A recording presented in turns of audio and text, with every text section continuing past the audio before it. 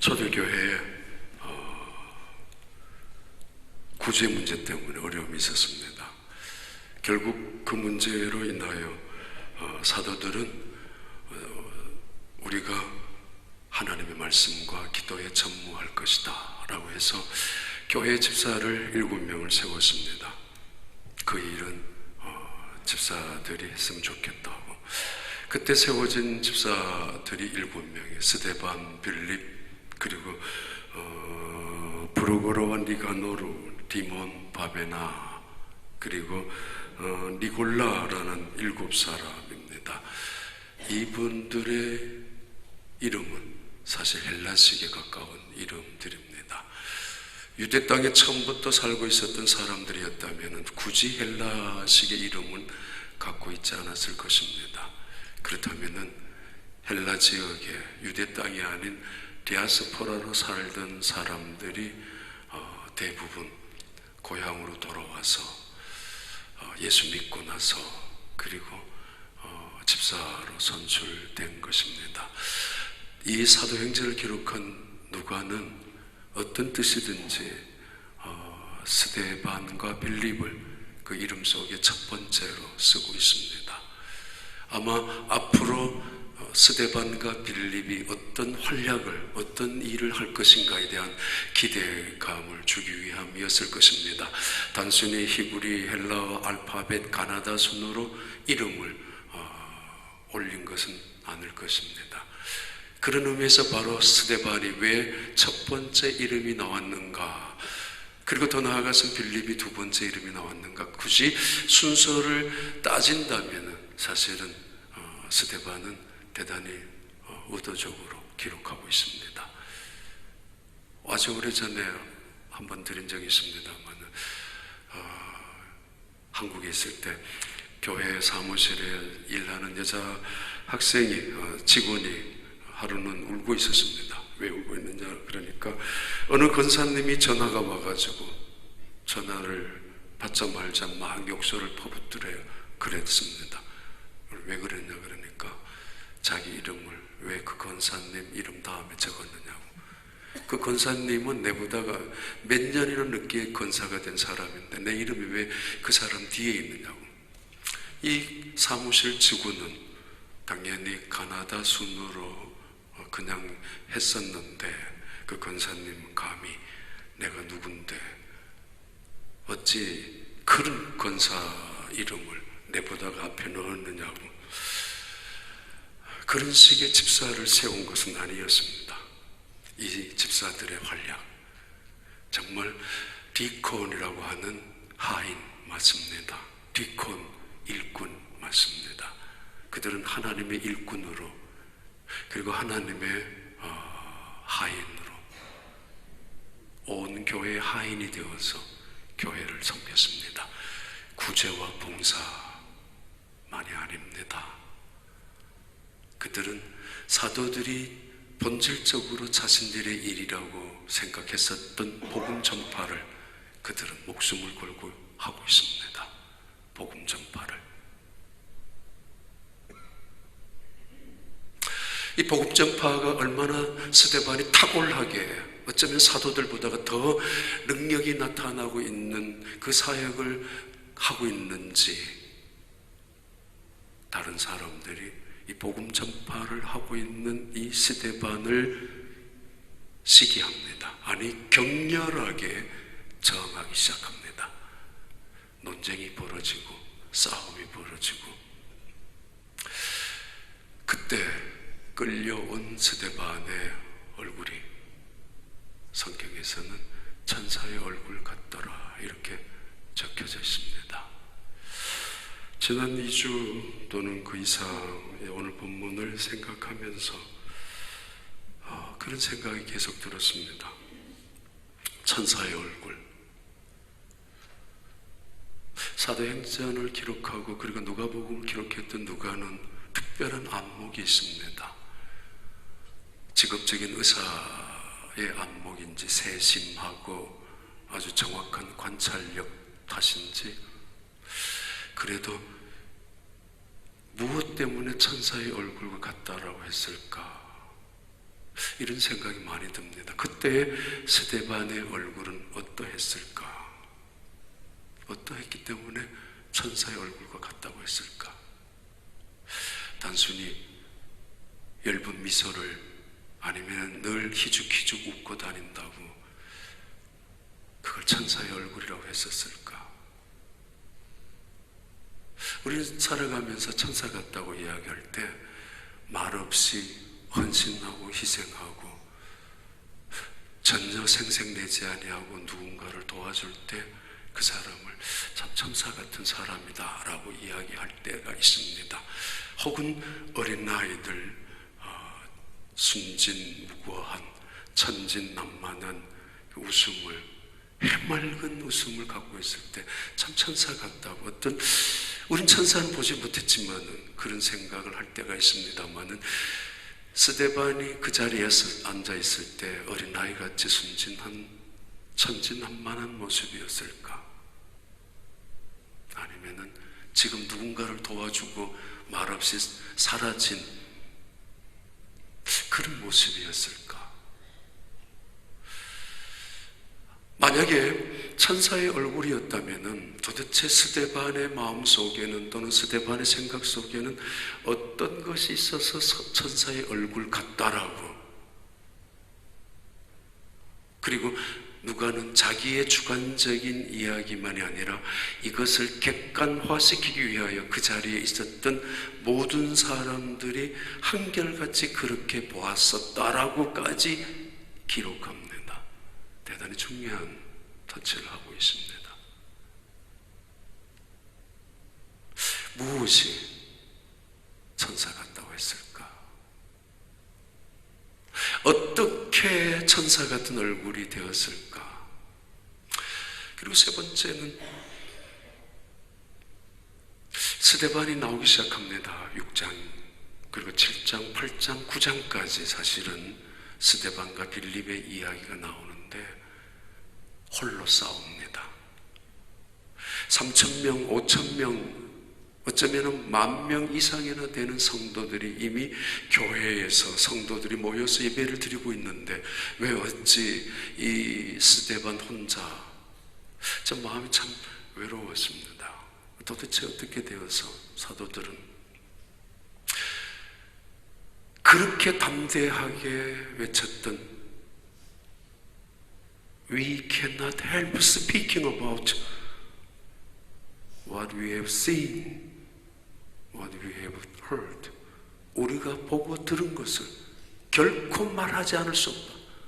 어떤 것을 통해서도 막을 수 없다라고 그렇게 당당하고 자신의 만만했었던 사도들은 이 스데반이 그 많은 사람들과 싸울 때 보이질 않습니다. 대답도 없습니다. 그런 생각이 참 많이 들었습니다. 아니, 함께 적어도 7명이 집사가 된 그 사람들, 브로고로, 니가노르, 니골라, 그리고 심지어 빌립까지도 왜 전부 다 혼자였을까?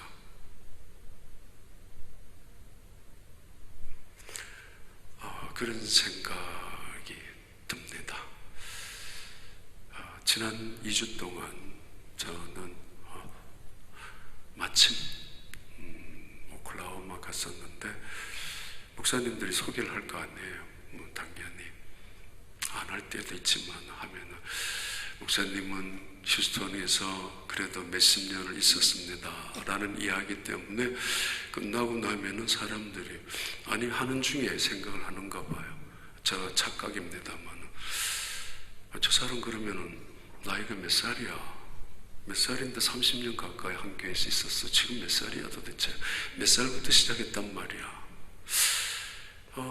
마침 디트로이트 연합교회도 그렇고 노턴도 그랬는데 오클라호마 두 분 그 담임 목사님 머리가 굉장히 하얀 사람들이었습니다. 그러니까 주책스러운 교회 교인들은 늘 담임 목사 외에 새로 오는 손님들한테 인사치레겠지만은 그래도 우리 목사님보다가 그분 저보다 나이가 어린 분인데 목사님이 훨씬 더 10년은 젊게 보입니다 라고 이야기 듣습니다. 착각입니다만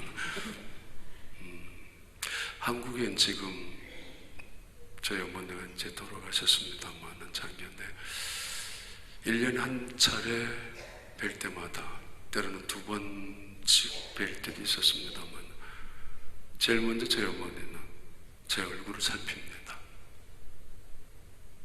그리고는 뭐 걱정이 있느냐고, 어디 아프냐고, 얼굴이 상했다는 거죠. 왜 이렇게 상했느냐고 얼굴을 살핍니다. 심지어 뭐 같은 방에 자야 되니까 자면은 어느 날 얼굴을 만지고 있습니다. 아마 어떤 생각인지 모르겠습니다만 만지면서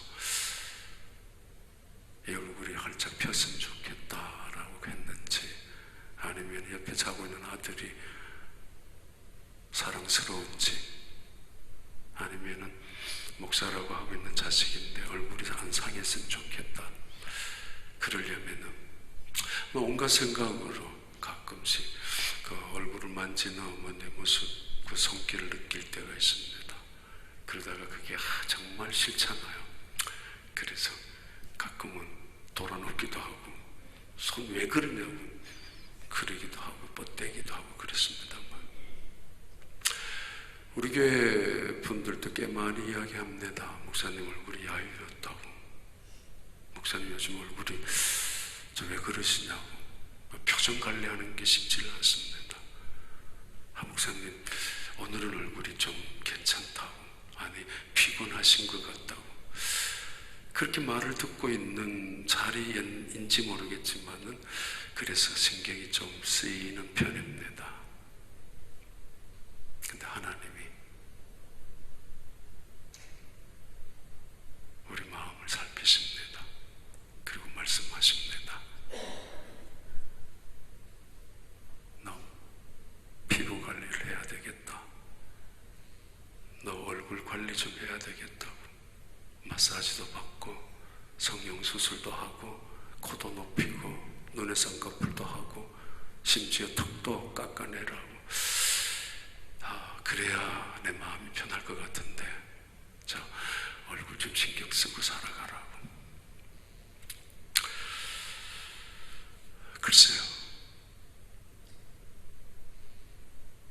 아침에도 차를 타고 오늘 아침에 많이 늦었습니다. 막 차를 타고 오는데 앞에 있는 차가 굉장히 천천히 갔어요. 하가 잔뜩 빨리 가야 되는데 지금 좀 아침에 다른 때보다는 적어도 20-30분 정도 늦게 왔습니다. 어째 피곤했는지 앞에 그러다가 그분이 옆으로 빠져나가서 다시 조금 도착했습니다만 그때 이런 생각이 들었습니다. 이때 내 얼굴은 어떤 얼굴이었지? 아침에 설교하러 와야 되니까 이때 내 얼굴은. 스데반이 가지고 있는 얼굴, 어떤 얼굴이었을까? 여러분 지금 어떤 얼굴을 갖고 있습니까? 그 유명한 링컨이 나이 40이 되면 자기 얼굴에 책임을 져야 된다고. 맞습니다. 40세까지는 부모로부터 물려받은 유전인자를 통해서 생겨진 얼굴이지만은 그러나 40년 정도 살았다면은 그때부터는 자기 얼굴에 책임은 자기가 져야 합니다. 남편 탓이라고, 아내 탓이라고, 세상 탓이라고.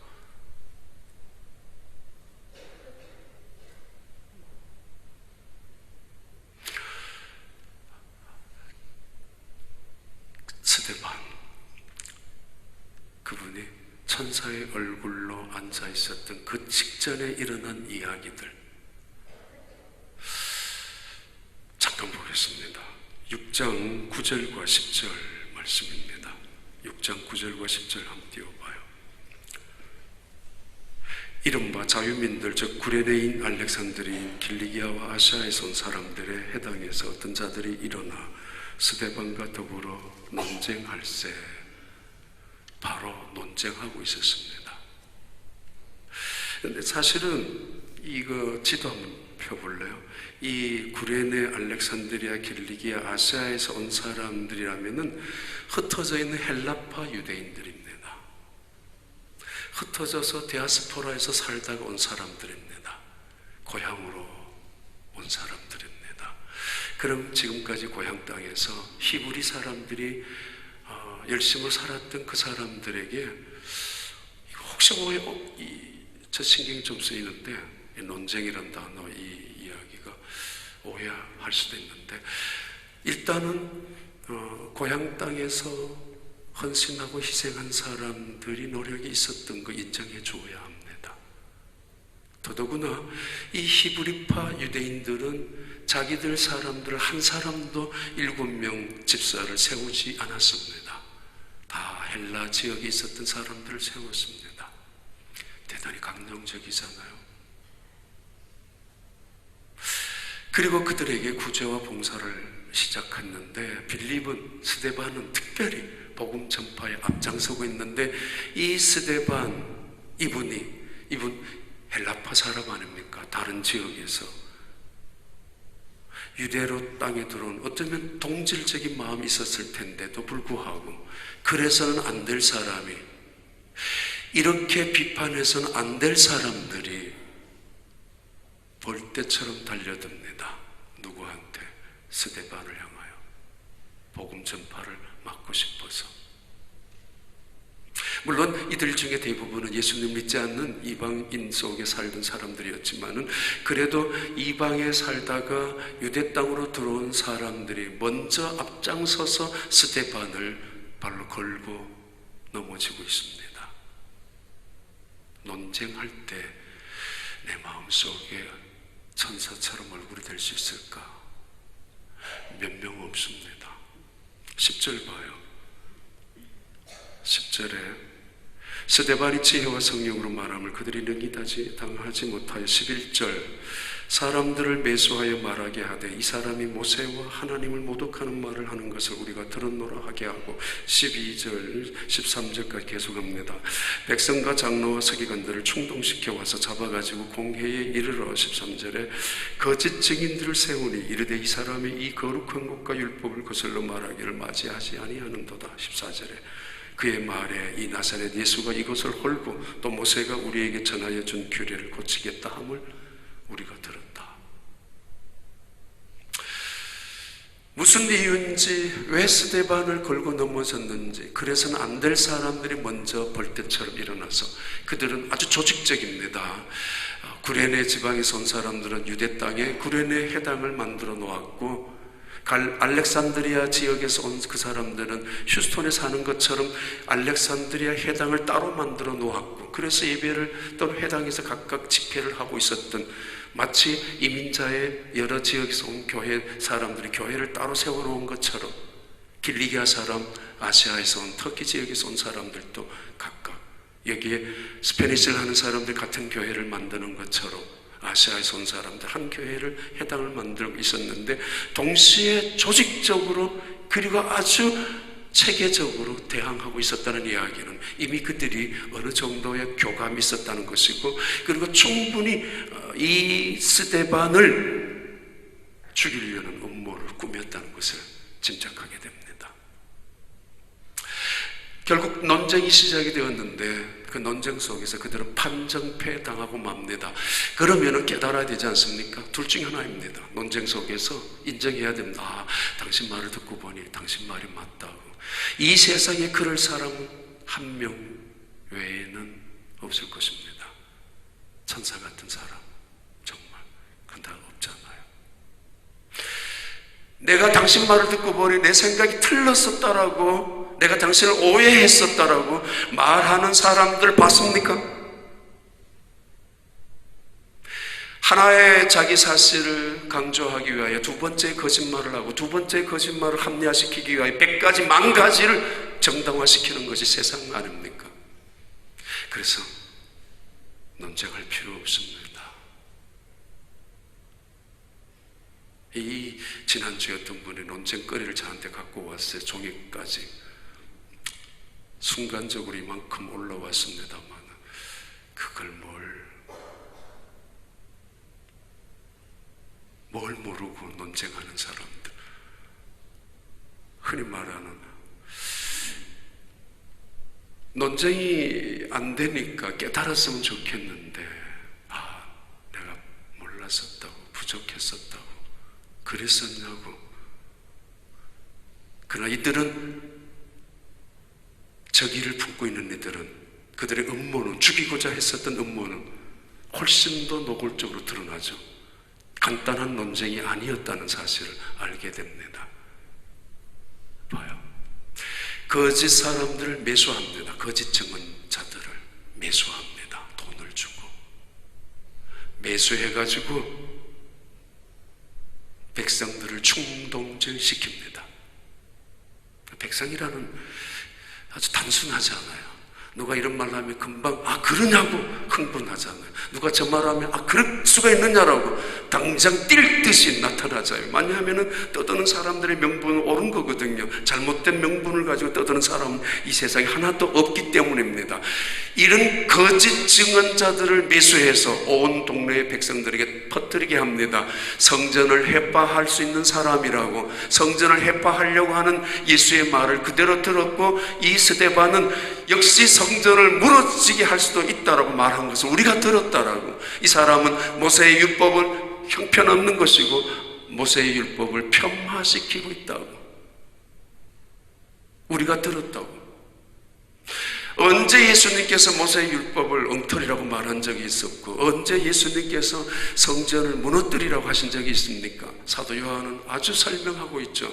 그 말의 뜻은 자신의 육체를 가리켜서 하신 것이라고. 뭘 모르는 사람들은 46년이나 지은 성전을 헐으라고 자기가 3일 동안 짓는다고? 아무것도 모르는 사람들은 그것 가지고 성전을 통해서 밥 먹고 사는 대제사장 서기관과 바리새파니 가만히 있겠습니까? 뻔히 알면서 그 말의 의미가 어떤 의미인지를 사실은 마음속에 알고 있습니다. 그런 뜻이 아니라는 것쯤은. 성전을 통하여 밥 먹고 사는 수많은 장사꾼들, 앞에서 데모야 하든 말든 상관없이 우리 가게 앞에서 진을 치고 있는 사람들 보면 우리는 어떻게 살아요? 그들의 입장에서는 당장 분노합니다. 뭐라고? 스데반이 이런 말을 했다고? 그들에게는 성전, 하나님, 율법, 모세, 거룩한 존재이며 이 네 가지의 상징은 아주 엄격한, 누구도 건드릴 수 없는 지휘의 법권지대처럼 신성한 상징적인 의미입니다. 그런데 스데반이 언제 그런 이야기를 떠들었어요? 그런데 그들은 예수님 이야기를 슬쩍이 1%의 사실을 근거로 해서 그것을 인터넷에 띄웁니다. 그것만 짜집게 해서 띄워놓고는 봐라! 예수님이 이렇게 말씀했다고. 아니 봐라, 스데반이 이렇게 떠들었다. 온 도성이 발칵 뒤집힙니다. 그래서 죽이려고 거짓 증언자를 세우고 그리고 스데반을 끌고 왔습니다.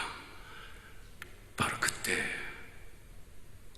15절 봐요. 그때 이야기입니다. 다 함께 읽습니다. 이 말씀은 공회 중에 앉은 사람들이 다 스데반을 주목하여 보니 그 얼굴이 천사의 얼굴과 같더라. 바로 그때입니다. 바로 그때입니다. 격한 논쟁 속에 지쳐 있고 거짓 증언자들의 고소 그리고 증언 때문에 초췌한 얼굴로 긴장 속에 또는 두려움도 있을 수 있고 심지어 분노가, 억울함이 저것들을 당장 뻔히 알잖아요. 거짓말이라고. 뻔히 알잖아요. 돈 때문이라고. 먹고 살기 때문이라고. 저들의 입에서는 하나님을 이야기하고 하나님을 모독한 사람이라고.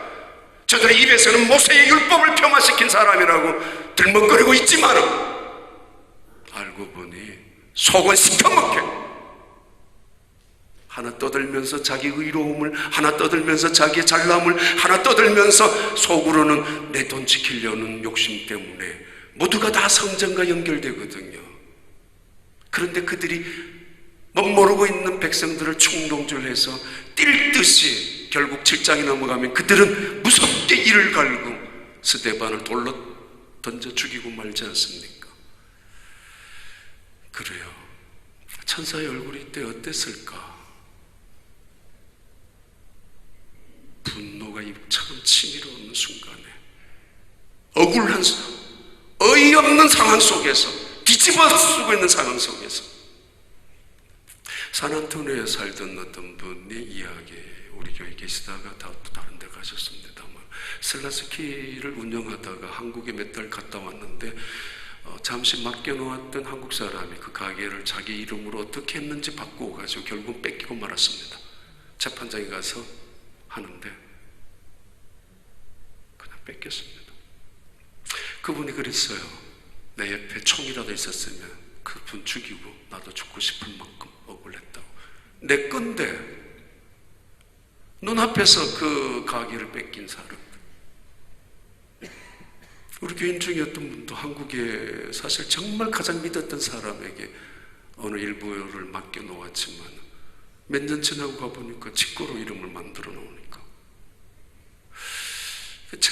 재판이라는 거 그렇잖아요.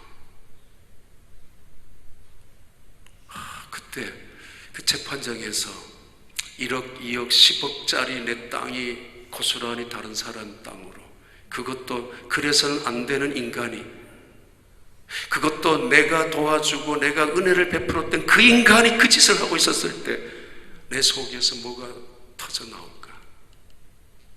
혹시 그때 여러분 얼굴을 거울에 한번 보신 적이 있습니까? 내 얼굴이 어땠을까?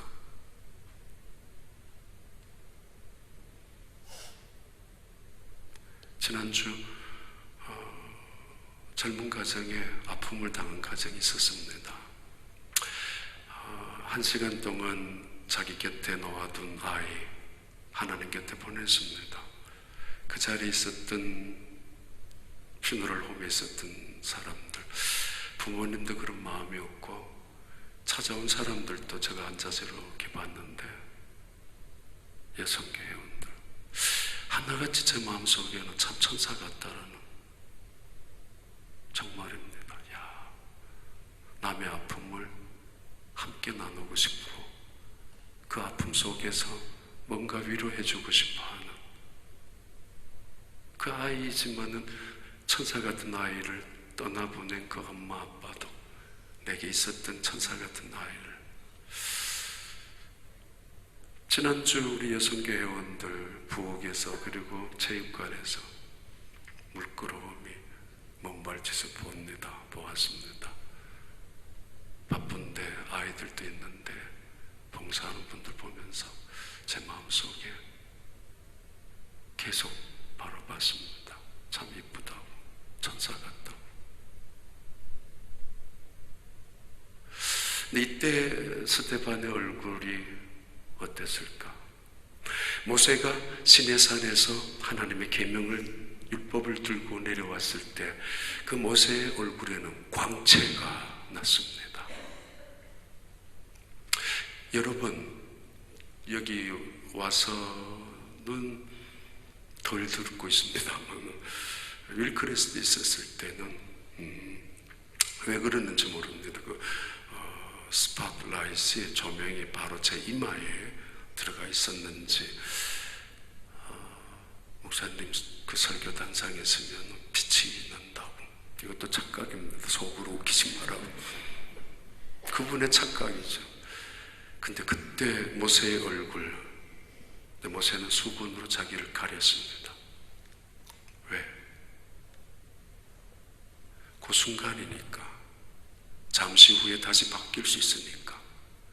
아니, 나는 여전히 인간인데도 불구하고 백성들이 자신을 하나님처럼 생각할 수 있기 때문에, 아니, 그 모습이, 그 광채가 하나님의 얼굴의 반사가 너무도 거룩하고 너무도 위험하고 너무도 존귀한 모습이기 때문에 백성들이 감히 갈 수가 없었습니다.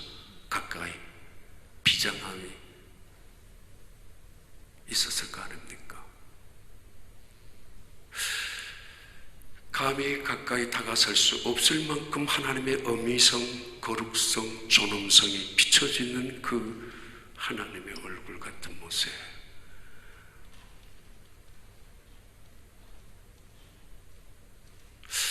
이 스데반의 얼굴, 여기에 중요한 거 하나가 있죠. 모든 공회의 사람들이 다 주목하여 보았었다고. 이게 주관적이 아닙니다. 세상에서는 주관적인 경향이 많지만 어느 날 저희 어머니가 누워 계시다가 저를 물끄러 쳐다보다가 옆에 있는 우리 큰 누님한테 왜 제 얼굴이 저러냐고 그러다가 제 한번 옷도 왜 저러냐고. 그때 좋은 옷입니다. 미국에서 갖고 간 옷인데 왜 나쁘겠습니까? 제 옷 한 벌 사주라고. 이 옷이 그 옷입니다. 제일 좋은 옷입니다. 저희 어머니 마음속에는 제 얼굴을 좀 상하지 않게 했으면 좋겠다는 생각으로 옷이라도 저 좋은 옷을 입혀놓았으면 좋겠다는 생각이 있었을 것입니다만은 그 마음은 옷이 아닙니다. 그 눈길은 제 마음속에 있습니다. 제 마음이 무엇 때문에 저렇지? 하나님이 말씀하십니다. 너 이제 얼굴 좀 신경 좀 써라.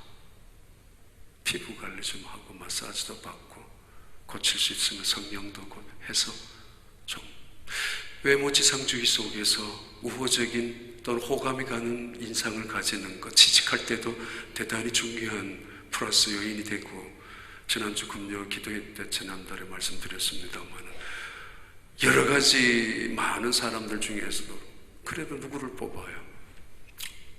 외모 괜찮은 사람 뽑는다고. 그러니까 신경을 써야 되죠. 그런데 하나님은 우리의 마음을 보십니다. 너 마음 좀 다스려라. 네 마음을 좀 신경을 써라. 이렇게 들려옵니다. 저 어머니가 제 얼굴을 보고 신경을 쓰는 게 아닙니다.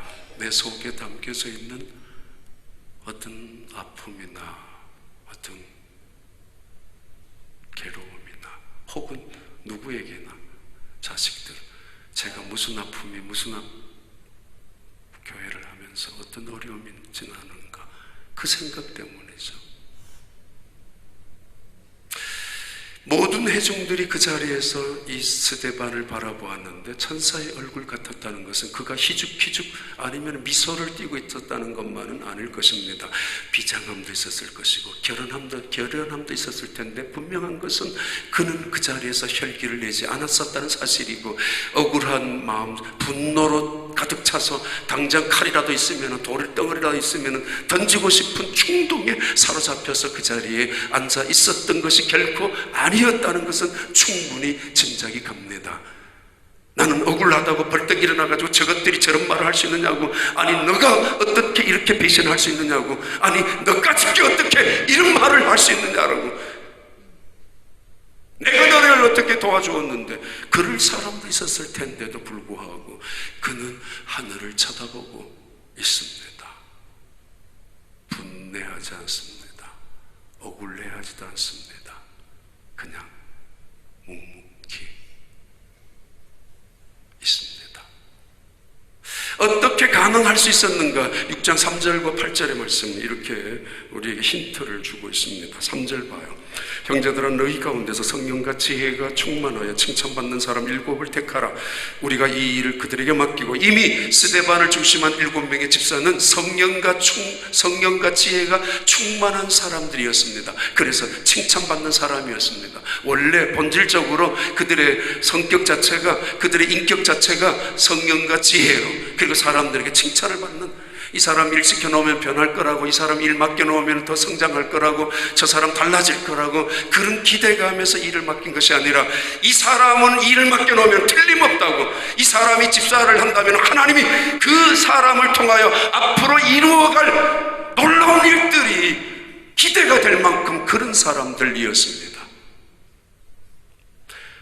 누가는 그 사실을 아주 우리에게 의도적으로 증언합니다.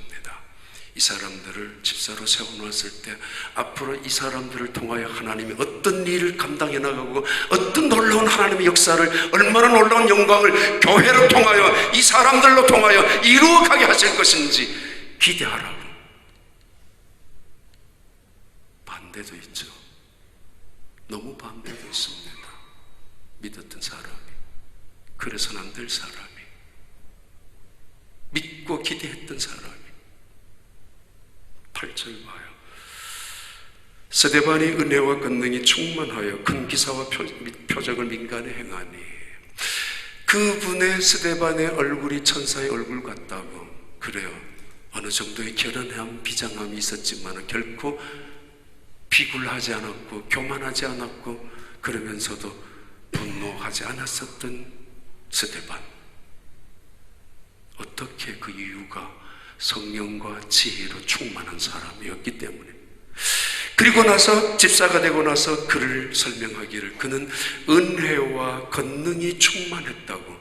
그래요. 성령과 지혜, 은혜와 권능이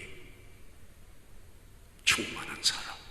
집사 되고 나서 은혜로, 다른 말로 믿음으로 더욱 충만해진 사람. 집사로 세움받고 나서 권능과 능력이 나타나게 되는 사람, 하나님이 사용하시고 계시죠. 은혜와 능력이, 믿음과 권세가 그를 통하여 표적이 나타나기 시작합니다. 복음을 전파할 때 너희들이 죽인 예수 그리스도를, 십자가에 달려 죽인 예수 그리스도를 하나님께서 다시 살리셨다고, 그는 부활하셨다라고. 구제와 단순한 봉사와 단순한 하인의 섬김의 자리에서만 봉사한 것이 아닙니다. 뭘 모르고 떠드는 사람들. 그래서 집사는 구제만 해야 되고 목사는 기도만 해야 되고, 어쩌면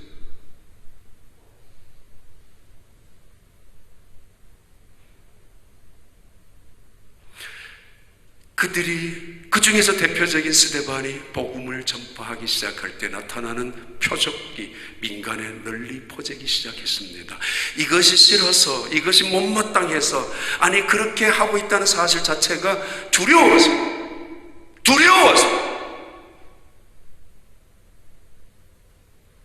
저항하고 있는 세상 세력입니다.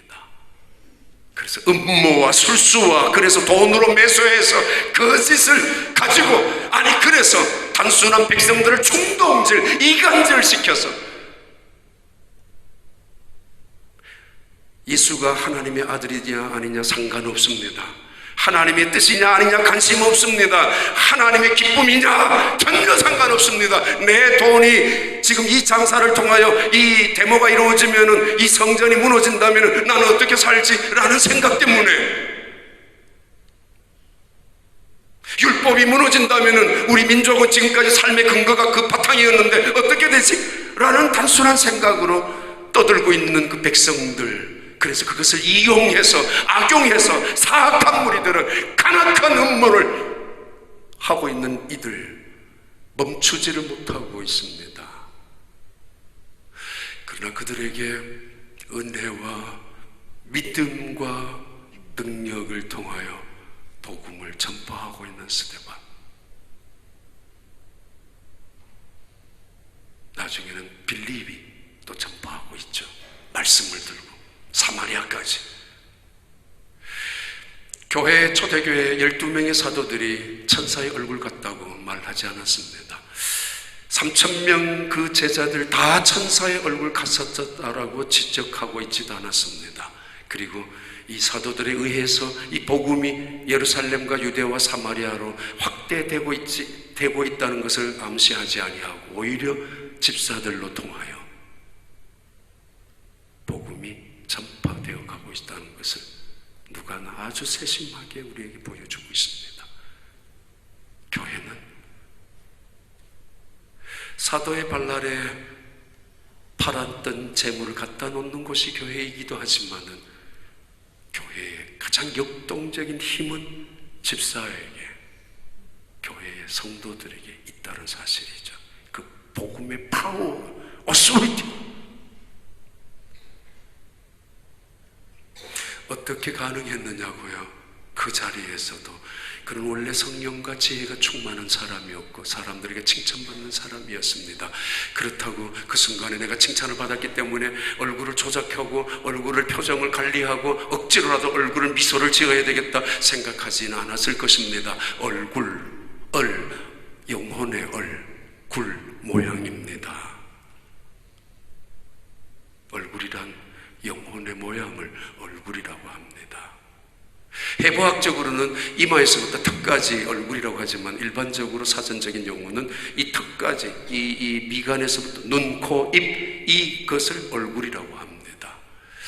80개의 근육이 얼굴에 있고 이 80개의 근육을 통하여 얼굴이 가질 수 있는, 표현할 수 있는 표정은 7,000가지의 표정이 가능하다고 합니다.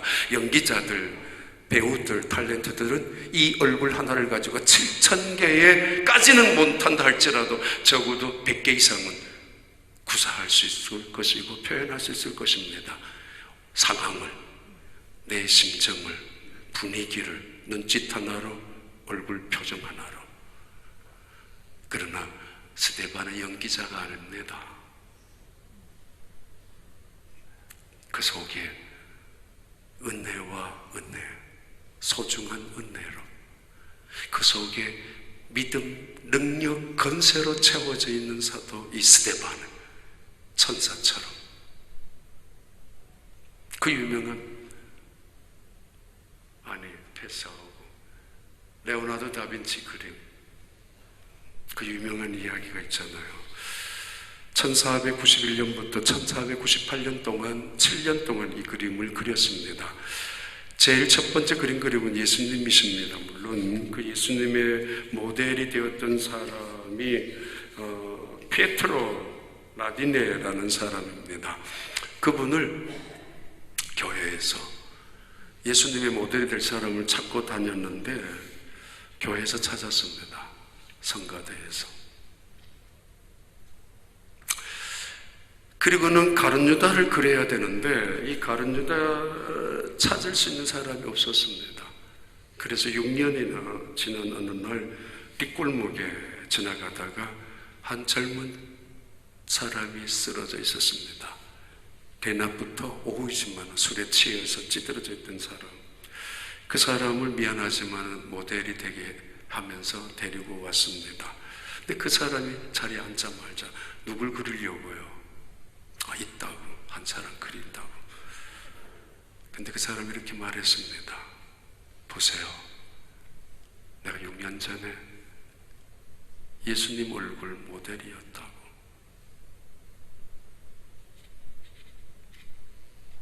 사람의 얼굴은 그렇게 변할 수도 있습니다. 잘못하면. 결론을 빨리 드리도록 합니다.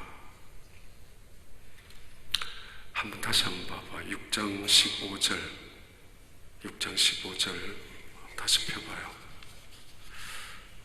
공회 중에 앉은 사람들이 all who were sitting in the synagogue에 앉아있는 모든 사람들이 looked at Stephen을, 그것도 아주 intentionally 뚫어지게 바라보는데 그 얼굴이 his face was like angels, 안겔로스라고 하는데 천사와 같다라고. 뭘 생각했을까 이 사람들이? 지금 누가는 굉장히 의미 있게 대조합니다. 공회 회중에서 스데반을 죽이려고 음모와 날조를 통하여 백성들을 충동질하고 있고 돈에 의하여 매수당한 사람들이 길길이 침을 뱉고 하나님의 이름, 하나님을 모독했다고 명분을 가지고 자기만 의롭다고 떠들고 있는 그들과 외롭게 홀로 앉아있는 스데반, 그는 천사의 얼굴 같았다면 나머지는 어떤 사람이었을까요? 나머지는 그 이야기를 우리한테 던져줍니다. 그 사람들은 어땠을까? 마귀의 얼굴이었다는 것, 악마 같았다는 것, 더러운 사기꾼 같았다는 것. 세상에 표정을 잘 짓는 사람들, 사기꾼일 수 있는 사람들 꽤 많이 있습니다. 남의 등을 쳐먹는 사람들 말이에요. 그 사람이 그럴 수 있느냐고, 아니 저 사람 저 얼굴에 어떻게 그런 것이 악한 생각이 나왔느냐라고 생각할 때 때로는 가면을 쓰고 있을 수 있습니다만은, 그러나 말입니다, 스데반의 얼굴은 그렇지 않았습니다. 링컨에게 국회의사당에서 떠들었잖아요. 저 링컨은 위선자라, 두 개의 얼굴을 가진 사람이라. 맞죠? 다 두 개 아니면 세 개, 어쩌면 10개의 얼굴을 필요에 따라서 가면을 쓰고 여기 가서는 저기 가서는 이렇게 살아갈 수 있습니다. 그때 링컨이 이렇게 말합니다. 맞다고. 그런데 여러분, 내가 정말 두 개의 얼굴을 갖고 있었다면은 왜 이 자리, 이 중요한 자리에 이런 얼굴을, 사실은 추남에 가까웠잖아요. 비호감에 가까웠잖아요. 그의 얼굴은 말입니다, 외모로만 따진다면 내가 왜 이런 얼굴을 가지고 나왔겠느냐고. 좋은 얼굴을 갖고 나왔지. 그 자리가 완전히 바뀌었다 그랬죠. 아마 어쩌면은 그 사람이 그때 천사의 얼굴이 아니었을까. 그 순간이, 솔직히 이야기하면은 여기 천사의 얼굴이란 단어는 맞지 않습니다. 그는 예수님 얼굴 같았었다고 그렇게 해야 옳았습니다. 왜냐하면은 지금 예수님과 마지막 똑같이 기도하고 있거든요. 저들을 용서하고 있고 저들을 사랑하고 있거든요. 천사의 얼굴, 감히 예수님 얼굴 같다는 표현이 부족하니까, 아니 감히 안 맞을 수도 있으니까, 그분한테 무례할 수 있으니까 천사의 얼굴 같았다고. 여러분 주변에 예수님 얼굴 같은 사람, 아니 예수님 닮은 영혼을, 예수님 닮은 마음을 갖고 있는 사람들이 있습니까? 그것을 바라보고 있었던 어네스트, 큰바위 얼굴에, 다니엘 호선에 나오는 큰바위 얼굴에 그 어린 소녀는 날마다 그 얼굴을 바라보다가 결국 자신이 그렇게 되지 않습니까?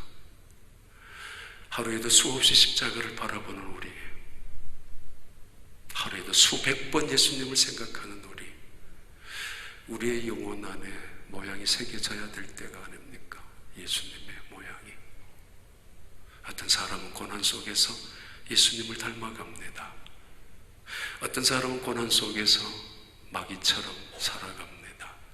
어떤 사람은 위기 속에서 천사의 얼굴을 하고 있습니다. 똑같은 위기지만 어떤 사람은 악마의 얼굴을 가질 수도 있습니다. 고난 속에서, 모함 속에서, 억울함 속에서, 눈물 속에서 어떤 사람 얼굴에 빛이 나기도 하고, 어떤 사람은 분기가 터져나와서 속에서 우라통이 터져나와, 어쩌면 지금 이 순간에도 그럴 사람 있을는지 모르겠어요. 저건 뭐야? 이를 갈고 두고 보자고 그들이 질장에 나옵니다. 그렇게 살아갈 필요는 없잖아요. 우리가 제발 이제 우리는 우리 속에 예수의 얼굴을 품고 살아가